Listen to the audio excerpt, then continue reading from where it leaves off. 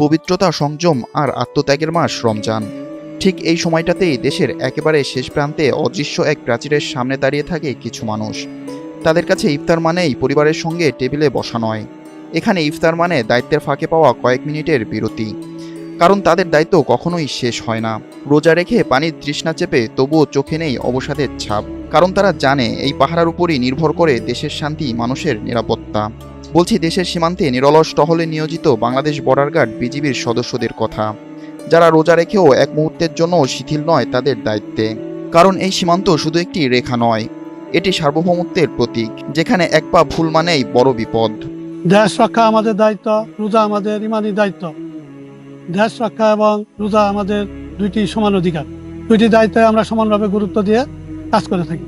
না, এই রোজার ভিতর দায়িত্ব পালন করা আমাদের অভ্যাস নিতে, এটা আমাদের কোনো কষ্ট বলে আমরা মনে করি না এবং কখনো আমাদের মনে কষ্ট আনি না। আমরা সঠিকভাবে সরকারি দায়িত্ব পালন করার চেষ্টা করি। সবারই মন চায় পরিবারের সাথে ইফতার করতে, কিন্তু সরকারি দায়িত্ব পালন ক্ষেত্রে আমাদেরকে দেশের সবচেয়ে সার্বভৌমত্ব রক্ষা করা হলো আমাদের গুরু দায়িত্ব। এই জন্য আমরা সর্বোচ্চ মনে করে আমরা এই দায়িত্ব সঠিকভাবে পালন করে যাচ্ছি। রোজা রেখে দায়িত্ব পালন করাই আমাদের জন্য গর্বের বিষয়।